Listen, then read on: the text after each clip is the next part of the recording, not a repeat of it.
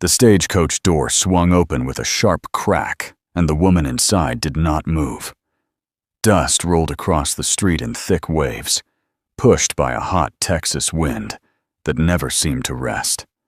The town of Red Hollow stood quiet under the late afternoon sun, its wooden buildings faded and tired, as if they had been baked too long in the heat. A few men lingered near the saloon porch. A dog slept beneath a wagon. No one spoke. Everyone was watching the coach. Inside, the Clara Whitmore gripped the seat so tightly her fingers ached.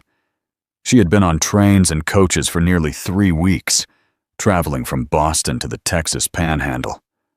Every mile had carried her farther from everything she knew. Every mile had carried her closer to a man she had never met, her husband, or at least the man who would be her husband. The driver cleared his throat. "Miss, this is Red Hollow." Clara swallowed. Her heart beat so hard she felt it in her ears. She adjusted her bonnet to hide the faint yellow bruise near her temple, the last mark left behind by a night she never wanted to remember again. She picked up her small carpet bag, the only thing she owned now, and forced herself to stand. The moment her boots touched the dirt, the heat struck her like a wall, and so did the silence. He stood near the hitching post, taller than she expected. Broad shoulders, dark hat pulled low, dust-covered boots. A scar ran from his jaw down to his neck, a pale against sun-browned skin. He looked like a man who belonged to storms and bar fights and long, lonely winters. This was not the kind, clean-faced gentleman she had imagined while reading his letters by candlelight. This was danger. He stepped forward slowly, careful, as if approaching a frightened animal. "Miss Whitmore." His voice was deep, rough, but steady. Clara nodded once. "I'm Luke Callahan." Her throat felt dry as the desert around them. And this was the man who had written her careful letters, the man who had described his ranch, his cattle, his simple house by a creek, the man who had promised her respect and partnership. He reached out his hand. She flinched before she could stop herself. The movement was small, but it was enough. Luke froze. For a long second, neither of them breathed. Then his hand lowered slowly, not offended, not angry, just careful. "Darlin, I don't bite," he said quietly, almost gently. "Unless you ask." The corner of his mouth lifted slightly, like he was trying to make light of the moment. Clara did not know if it was meant to be funny. She could not tell if it was a promise or a warning. Behind them, the stagecoach driver unloaded her trunk. It hit the ground with a dull thud that made her jump again. Luke noticed everything. He noticed the way her shoulders stayed tight, the way her eyes kept scanning the street, the way she held her bag like someone might steal it. Oh, and he noticed the bruise. It was fading, but not enough. Something dark passed through his expression before he masked it. "You must be tired," he said. "Ranch is 5 miles out. Got a wagon ready?" She nodded again. Words felt dangerous. He lifted her trunk easily and carried it toward a sturdy buckboard tied near the post. The horse attached to it, a chestnut with calm eyes, flicked its tail lazily. "This here's Jasper," Luke said. "Oh, he's got more sense than most folks in this town." Clara managed the smallest breath of a smile. Luke saw it, and for the first time since the stagecoach arrived, something eased in his chest. He helped her up into the wagon, careful not to touch her more than necessary. When his hand brushed her elbow, she stiffened, but did not pull away. That was something. They rode out of Red Hollow in silence. The town disappeared quickly behind them, replaced by endless stretches of golden grass and wide sky. Clara had never seen land like this before. In Boston, buildings pressed against each other, and streets were always crowded. Here, the world felt too big, too open, too exposed. Luke let the silence sit for a while. He could feel her nerves like heat radiating off her. "You hungry?" he asked eventually. "I'm fine." The words came too quickly. He nodded slowly. "Yeah, there's water behind the seat. Help yourself." She did not move. After another stretch of quiet road, he tried again. "You ever ridden before?" "Yes." "Good. Got a few horses at the ranch. You're welcome to ride any of them."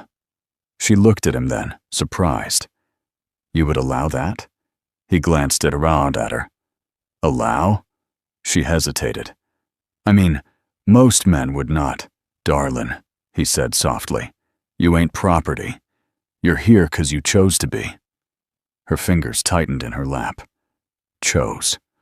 That word felt strange. Back home, choices had been taken from her one by one. Her father's temper, his debts, the arrangement he had made without asking her opinion. Marry a wealthy older man and solve everything. She had refused. The bruise had come the same night. She had answered Luke Callahan's letter 2 days later. The ranch came into view as they crested a low hill. It was smaller than she expected. A simple wooden house, a barn, a corral, smoke rising gently from a chimney, and a creek glinting behind it. Not grand, not impressive, but solid. Luke stopped the wagon in front of the house. "This is it." Clara stepped down slowly, turning in a small circle as she took it all in. No shouting, no servants rushing, no heavy doors slamming. Just wind in the grass and the soft sound of water in the distance. "It's quiet," she said. "Too quiet?" "No." She shook her head. "I think I like it." He carried her trunk inside. The house was simple but clean. A table, 2 chairs, a stove, a small bookshelf, everything in its place. He opened a door on the right. "This would be your room." The bed was neatly made. A small window overlooked the creek. A wash basin sat on a stand, and on the inside of the door was a lock. Clara stared at it. "I put that in last month," Luke said quietly. "Figured you might want it." He held out a small brass key. "You keep it." She took it slowly, like it might disappear. You won't." "No," he said before she finished. "I won't come in unless you invite me." Her throat tightened unexpectedly. No man had ever offered her that kind of space before. "I'll be in the barn," he added. "You rest. Supper in an hour if you're hungry." He left without another word. Clara stood alone in the small bedroom, listening to his boots fade across the porch. She locked the door, not because she feared him, but because she needed to feel the click, needed to know it worked. Outside, Luke leaned against the barn door and let out a slow breath. She was thinner than he expected, quieter, and that bruise. He had seen enough in his life to know what that meant. Whoever hurt her had not done it once. He ran a hand down his face. This was not what he imagined when he sent for a wife. He had imagined awkward conversation, maybe shyness, maybe disappointment. He had not imagined fear. But as he stepped into the barn and began feeding the horses, one thing became clear in his mind. Whoever had put that fear in her eyes would never touch her again. Inside the house, Clara washed her face slowly, staring at her reflection in the small mirror. "You are safe," she told herself, "at least for tonight." When she finally opened the bedroom door, the smell of food drifted through the house. Luke stood at the stove, sleeves rolled, stirring something in a pan. He glanced up when he heard her. "You hungry now?" "Yes," she admitted. He set a plate in front of her and took the seat across the table, not too close. They ate in silence at first. Then he said, "You don't have to tell me anything you don't want to." She looked up. "But if there's something chasing you," he continued, "I'd rather face it standing next to you than have it sneak up on us." Her heart stuttered. You would stand next to me?" she asked. "Yeah. Even if it brings trouble?" He met her eyes fully for the first time, especially then. Outside, the sun sank lower, painting the prairie gold. And somewhere far behind them, in a city crowded with shadows and men who did not take no for an answer, someone had just realized Clara Whitmore was gone. And he was not the kind of man who let things go easily. The knock came 3 days later. It was not loud, but it was sharp enough to make Clara's heart slam against her ribs. She had just finished hanging laundry behind the house. The wind carried the smell of clean cotton and creek water. For a moment, life had almost felt normal. Luke was in the barn. The knock came again. 3 steady raps against the front door. Clara froze. Her hands went cold. Her breath turned shallow. That old, sick feeling crept back into her stomach. She knew that knock. Not the sound, but the feeling behind it. As someone who believed they owned you never knocked gently. She turned slowly toward the house. Luke stepped out of the barn at the same moment, wiping his hands on a rag. He had heard it too. Their eyes met across the yard. He saw the fear instantly. He crossed the space between them in long strides. "Inside," he said quietly. "No." Her voice surprised even her. "I won't hide." His jaw tightened, but he nodded once. "Stay behind me." He opened the door. A man stood on the porch wearing a dark traveling coat that did not belong in Red Hollow. His boots were polished, his hair neatly parted, his face smooth and pale, untouched by sun or hard labor. Clara's vision narrowed. Edward Whitmore, her father. For a moment, the world went silent. "Clara." His voice was calm, controlled, the same tone he used before anger. "You look thin." Luke stepped slightly to the side, blocking half the doorway. "Can I help you?" he asked evenly. Edward's eyes slid over him with open disdain. "I am here for my daughter." Clara felt something twist inside her. "I am not your daughter anymore," she said. Edward's jaw flexed. "You will not embarrass this family further. You will pack your things and return home. Immediately." Luke's shoulders squared. "She's not going anywhere." Edward's gaze snapped to him. "And you are?" "Her husband." The word hung in the air. Edward laughed once, short and sharp. "You expect me to believe that?" Luke did not flinch. "We were married in Red Hollow. Judge Harper performed the ceremony." Edward's eyes flicked to Clara's hand. The simple band of silver Luke had bought in town caught the sunlight. Her father's face hardened. "You think a rushed frontier wedding can erase a legal arrangement?" Clara's stomach dropped. Luke's voice stayed steady. "What arrangement?" Edward looked at Clara like she had betrayed him. You did not tell him." "Tell me what?" Luke asked. Clara swallowed. There was no hiding now. "My father promised me to a man named Charles Beaumont, a business associate, to settle debts." Luke went still. Edward continued. "Mr. Beaumont paid handsomely for the agreement. You belong to him." "I belong to no one," Clara said, her voice shaking but loud. Edward ignored her. "You have no understanding of how the world works. Women do not run off to marry ranch hands because they feel frightened." Luke stepped fully onto the porch now, forcing Edward back a half step.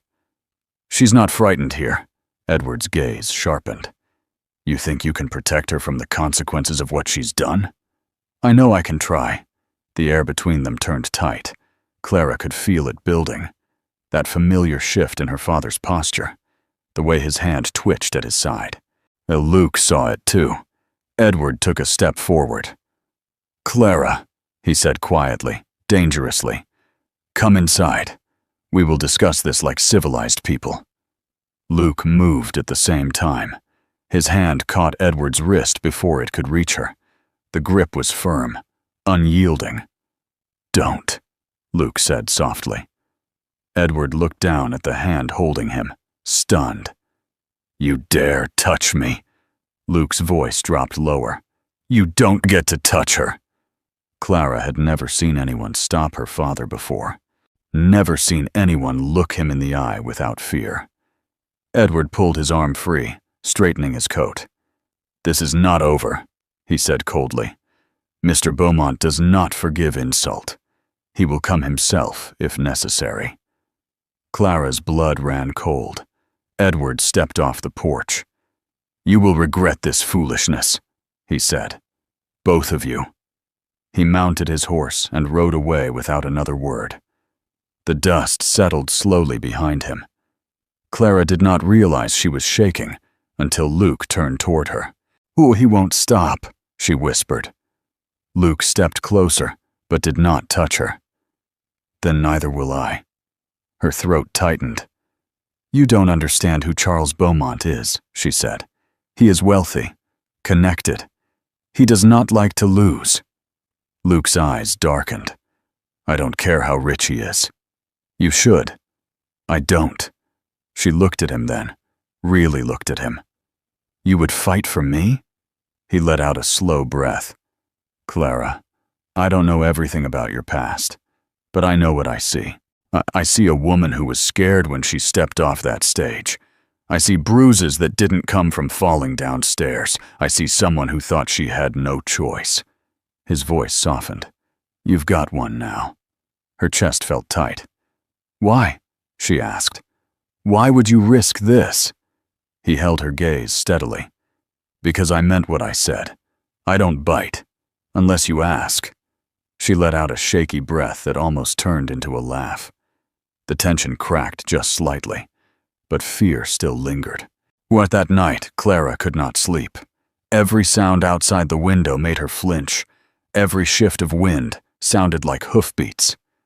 Luke lay awake in his own room, staring at the ceiling. He had known there might be complications. He had not expected men with money and pride to follow her across states.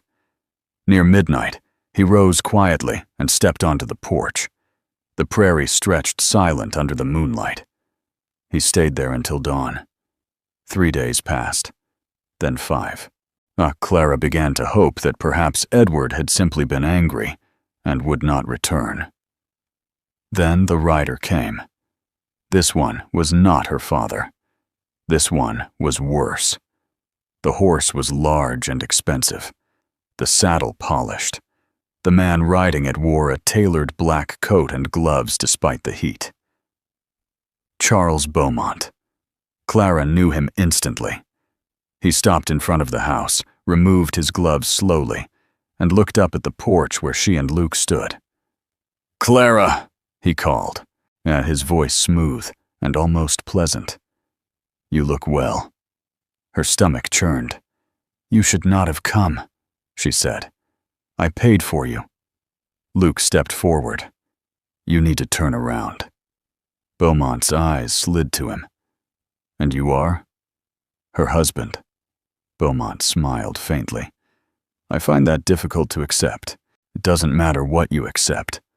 Beaumont dismounted calmly. I am not here for a fight, he said.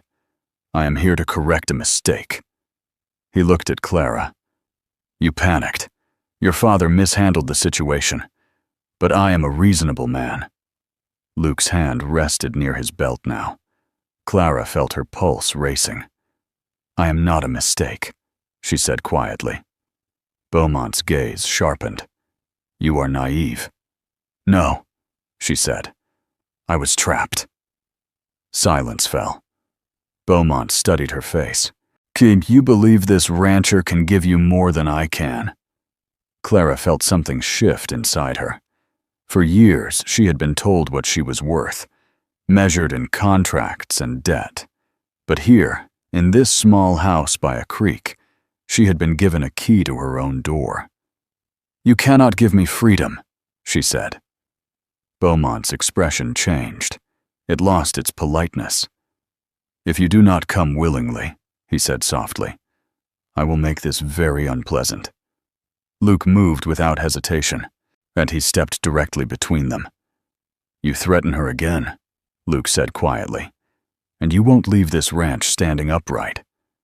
Beaumont's eyes flicked down to Luke's hands, calloused, steady, not shaking. You think violence will solve this? Luke's voice stayed calm. I think you're not used to hearing no. The wind picked up, carrying dust across the yard. For a long moment, no one moved. Clara felt the old fear rising again. But beneath it, something new began to grow. Anger. She stepped forward. Mr. Beaumont, she said clearly, I will not go with you. I never agreed to marry you. I was never yours. His jaw clenched. You forget your place. My place is here. Beaumont looked at Luke one last time. You have no idea what kind of enemy you're making. Luke did not look away. Then don't make me one. Beaumont mounted his horse in one smooth motion. This is not finished, he said. Then he rode away. The dust swallowed him slowly. Clara stood frozen, while Luke turned toward her carefully. He'll be back, she whispered. Maybe, Luke said. And if he is? He stepped closer. Then we'll be ready. Her eyes filled before she could stop them. I didn't want this for you, she said. I didn't want to bring danger to your door. He shook his head. You didn't bring it. You had a quiet life before me. He looked out across the land. Quiet isn't the same as alive. She stared at him. You don't regret marrying me? He met her eyes. Not once. The wind eased. The creek kept running behind the house. But far down the road, beyond the hills and dust, Charles Beaumont was not the kind of man who accepted humiliation. And this time, he would not come alone. The first shot came at dawn. It shattered the quiet like breaking glass. Clara jerked upright in bed, her heart racing before her mind caught up. The sound echoed across the prairie, followed by the frantic whinny of horses. Luke was already moving. Yet he grabbed his boots, pulled on his shirt, and reached for the rifle mounted beside the door. Stay inside, he said. She was already on her feet. No! Another gunshot cracked through the air, this one closer. Luke's jaw tightened. Clara! I won't hide, she said again, her voice shaking but firm. Not anymore. For half a second he hesitated.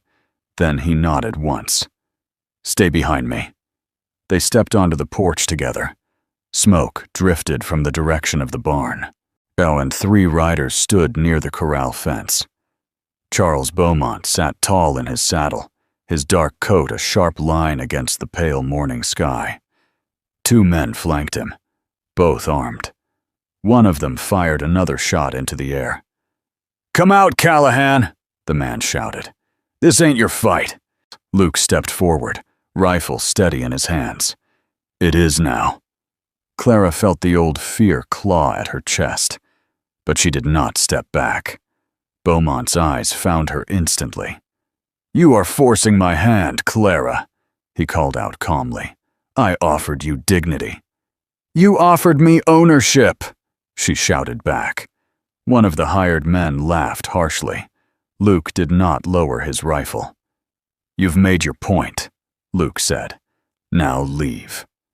Beaumont dismounted slowly, boots landing in the dirt.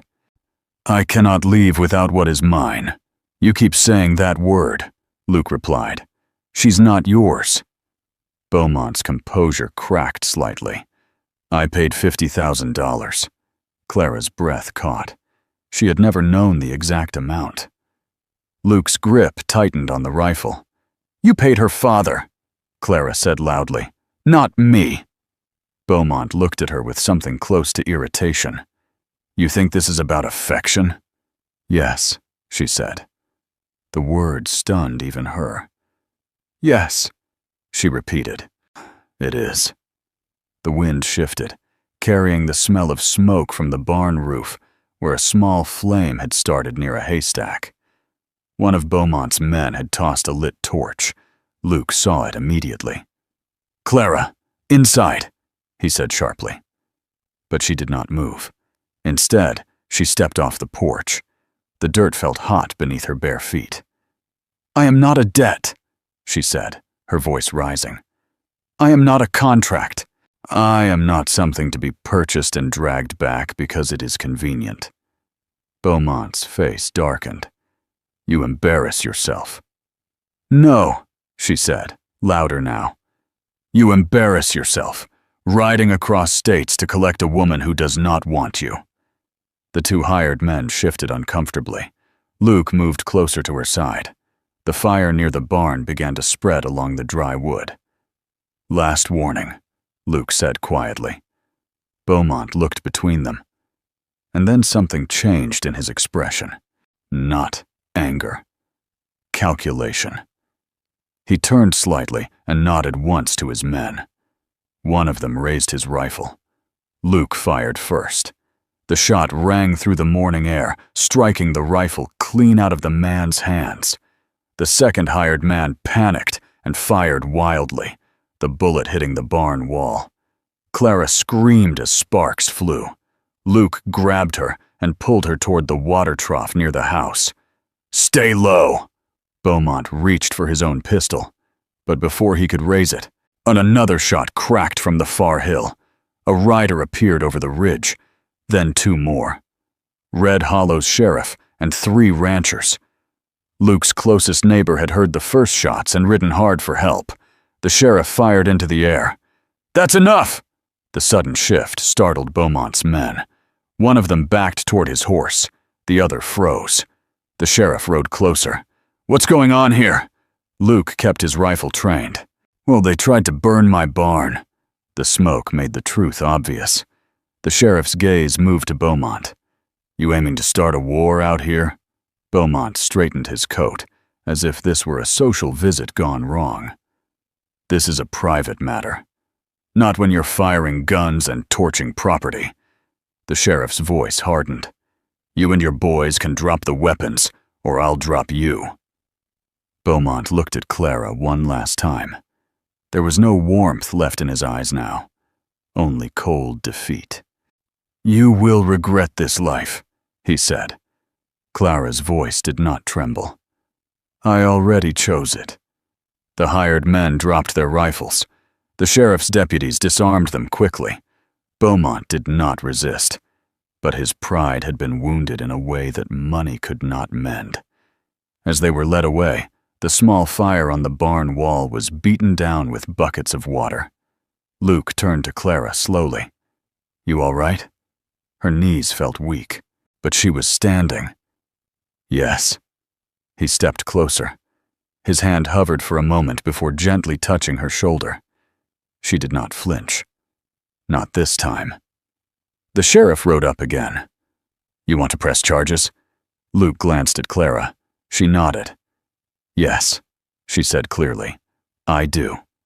Beaumont paused mid-step. "You think prison frightens me?" "No," she said, "but losing does." The sheriff smirked faintly. "I will see what the judge says about attempted arson and armed intimidation." The riders led Beaumont and his men away in a cloud of dust. Silence settled slowly over the ranch. The barn wall was scorched but standing. The house untouched. The creek still running. Luke let out a long breath. Clara looked at her hands. They were shaking, but not from fear, from release. "It's over," she whispered. He stepped closer. This time it is." Her eyes filled with tears she had held back for years. "You didn't have to fight for me." "Yes, I did." "No," she said, looking up at him. "You chose to." He held her gaze. Same difference. She laughed softly through her tears. He reached for her. Slow, careful, giving her space to step back if she needed. She didn't. She stepped forward instead. Her hands rested against his chest. "I'm not scared anymore," she said quietly. He wrapped his arms around her, holding her steady. "You don't ever have to be." She leaned into him. For the first time since stepping off that stagecoach, the fear that had lived in her bones began to loosen. The barn could be repaired. The fence could be rebuilt. But something else had been restored that morning. Her voice, her choice, her freedom. Luke pulled back slightly. "You still sure you want this quiet ranch life?" he asked softly. She smiled. "It stopped being quiet the day I arrived." He huffed a small laugh. "That's true." She looked out across the prairie. The sun was rising higher now, washing everything in gold. "I chose this life," she said again. "And I choose you." He swallowed once. "Darlin," he murmured, brushing his thumb along her cheek. "I don't bite." She tilted her head slightly. "I know." A faint smile curved his lips. "Unless you ask." For the first time, she laughed freely. "Oh, then maybe," she said softly. "I will." The wind moved gently through the tall grass. The smoke faded. The danger passed. And under the wide Texas sky, Clara Whitmore stood not as someone's daughter, not as someone's debt, not as something to be claimed, but as Clara Callahan. By choice, by love, and by her own brave decision to step off a stagecoach and never look back.